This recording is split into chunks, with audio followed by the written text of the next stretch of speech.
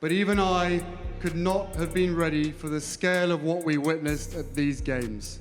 The past 8 years, I've witnessed the whole cycle of life-changing injury, evacuating soldiers and like William and I, and looking out here today, it is clear to see we are not alone. You have created... Oh, you won't believe what went down that night. Picture this: Harry, standing tall at the podium, the center of attention, delivering a speech so polished, so perfectly timed, every word landing like a well-aimed arrow. The crowd is hanging on every syllable, the energy buzzing like a live wire. And then, out of nowhere, Meghan Markle strides onto the stage. No warning, no announcement, just her. Bold, confident, as if she owned the room. For years, this had been their rhythm. Harry would always hand her the microphone, letting her shine, letting her take center stage. It was their dance, predictable and effortless. But tonight, not a chance. Harry's grip tightens, his jaw set. He keeps speaking. Meghan freezes, her signature smile still in place, but you can feel the tension radiating. The crowd, dead silent. The silence wasn't just awkward, it was electric, palpable, something that made every observer squirm in their seat. Here's the moment everybody keeps dancing around, but nobody's really talking about: the mic. And that, my friends, revealed cracks. Cracks that no amount of Instagram filters or glossy magazine spreads could hide. This was not just an awkward moment.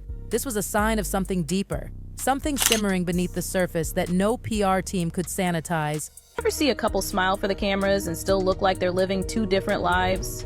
That was Harry and Meghan at Kevin Costner's charity event. Harry, mid-speech, poised, calm, a picture of control. And then Meghan, just walking up like she owned the stage. The audacity, the confidence. She commanded attention effortlessly, as if years of public life had trained her for this very moment. Screaming matches, death threats, and a bitter split from the royal family. Harry and Meghan are pulled. The room felt it instantly. Eyes shifted, heads turned, even security had to intervene. Some guy in a purple jacket tried to block her path. But did she stop? Of course not. She simply bypassed him, moving directly to Harry. Every step screamed, "Notice me." Now here's a video of Meghan watching Harry as he's giving out his award, and you can tell she is not happy. When she finally reached Harry, she rested her hand lightly on his back. That touch, they'd used it countless times before. The silent cue, "Give me the spotlight." And Harry, he usually did, every single time. But not tonight. Oh no, not tonight. He kept his grip tight on the mic, his posture rigid, unyielding. That small act of defiance, so subtle yet so monumental, was loud enough to reverberate across the entire hall.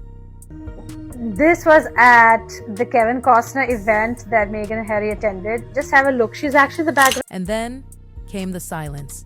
Oh, the silence. Not a clap, not a murmur, not even a polite cough. Just emptiness.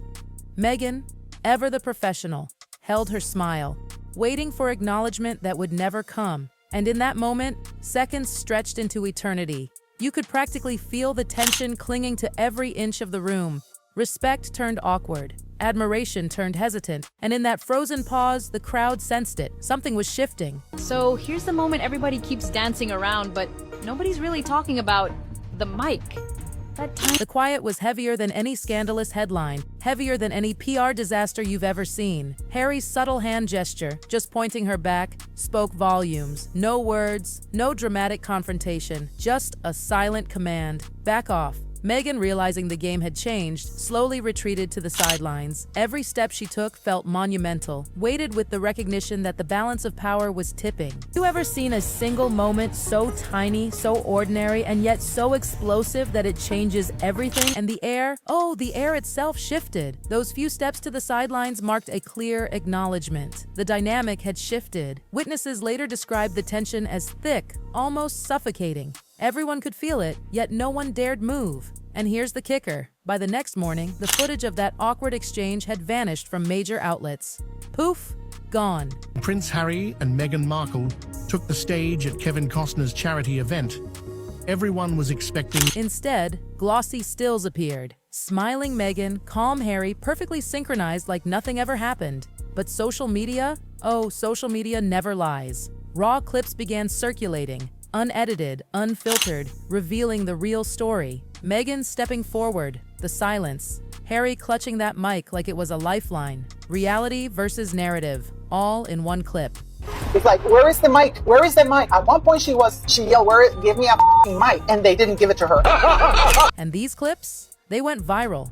Millions of views in hours. Suddenly, two realities existed. One curated by polished outlets showing harmony, and one raw, chaotic showing tension. Critics cried bias, questioning whether media had shielded Meghan from embarrassment. Fans argued, defended, dissected body language with microscope-level intensity. One moment, one stage, and the world lost its collective mind. Enough. Harry's acrid response as Meghan snatches the microphone out of his hand for her me speech. Here's the kicker. The truth had split in two. TV and newspapers, version 1, perfect poise, perfect partnership. Online, version 2, tension, friction, subtle defiance. And it wasn't just accident. Royal coverage has always been curated, but this time, it wasn't just about softening the moment. It was about reversing it entirely. Makes you wonder, how many other perfect appearances were hiding a storm behind the scenes? Meghan Markle and Harry thought it would be cute to pop in uninvited Kevin Costner's charity bash in Santa Barbara this weekend. Look closer, and it's obvious. This wasn't a single awkward speech. It was about control, influence, narrative. For years, Harry had deferred. Every public moment, every appearance, every subtle spotlight handover. Always predictable, dependable. But not this night. Oh no! That pattern, broken, the spotlight, held, the microphone, clutched like a symbol of silent power. Harry didn't defer, and in doing so, he revealed more about their relationship than any interview ever could. A subtle public power shift, and the world witnessed it in real time.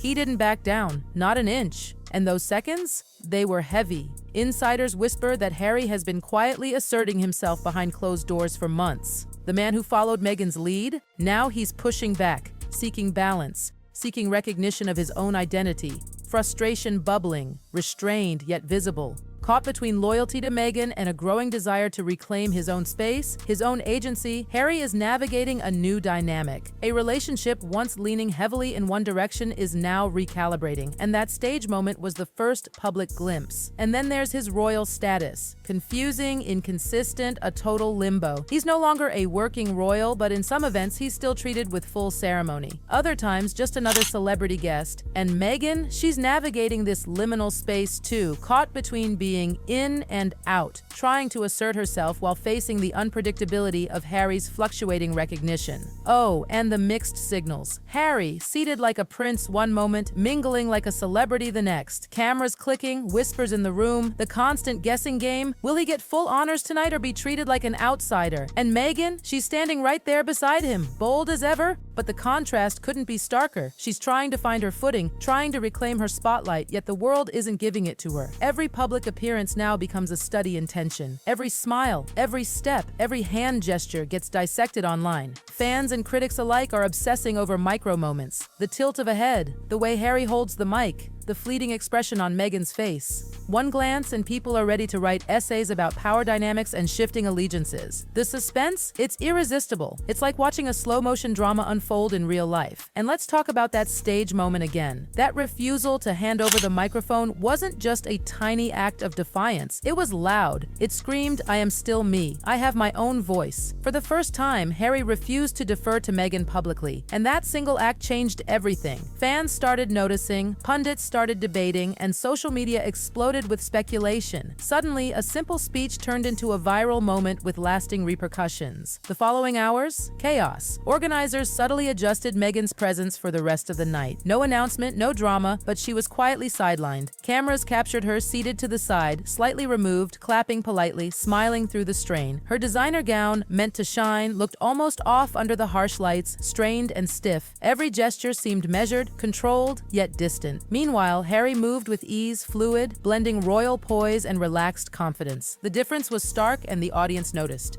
And the aftermath didn't stop there. Media outlets scrambled to tell two different stories. Some emphasized Harry's royal heritage, describing him as a prince still commanding respect despite stepping back. Others framed him as a man stepping away from privilege, living independently, part Hollywood, part royal, part mystery. And the public, obsessed. Social media debates ran rampant, millions dissecting, analyzing, and speculating. Every movement, every glance, every pause was examined as if the world depended on it. The more you watch the details, the clearer it becomes. This isn't just about a stage or a microphone, it's about two people navigating conflicting worlds, negotiating power and presence, and redefining their roles in real time. This one moment, just a few seconds of tension, revealed the fragility of public perception, the power of control, and the very human struggle of a couple balancing past expectations with present realities. And it gets even more layered when you think about their kids. Harry's connection to his own royal past is a huge factor in how he wants to raise Archie and Lilibet. He dreams of them walking historic halls, experiencing traditions that shaped him. But Meghan? She wants California, independence, a life away from the rigid royal system. The tug of war between past and future, tradition and modernity, is now playing out under the public eye, subtle but visible in their expressions, gestures, and choices. Every appearance, every headline, every social media clip has become a chessboard. Meghan is used to commanding the board, bold and assertive.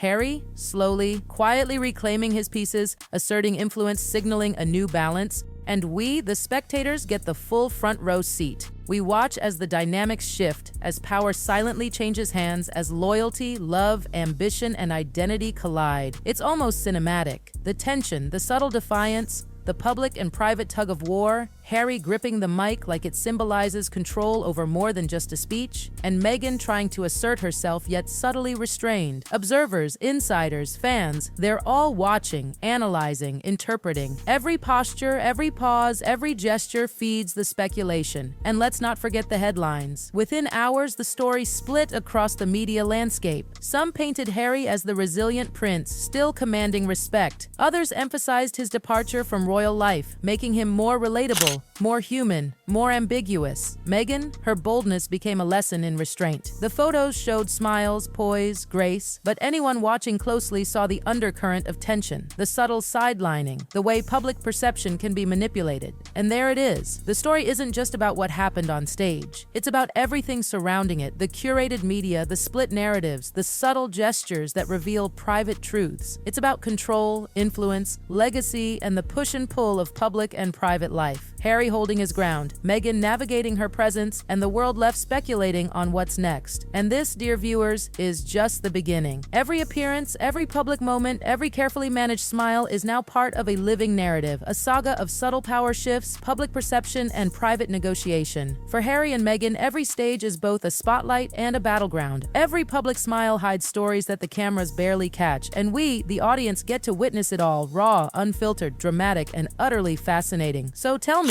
what do you think? Is Harry finally asserting his identity? Is Meghan recalibrating her approach? Or is this just another moment in a carefully choreographed dance? One thing's for sure, the stage clash at the 1805 live benefit isn't just a headline, it's a window into the evolving relationship, the private struggles, and the public spectacle that surrounds one of the most scrutinized couples in the world. And if you thought that was juicy, the next moments are going to blow your mind. Keep your eyes peeled because every glance, every gesture, every subtle shift tells a story the headlines might never capture. Harry and Meghan's saga continues, and we are all here for it. An unfolding drama, live in real life. Every step, every pause, every microphone held or handed over, magnified for the world to see. For the world to see.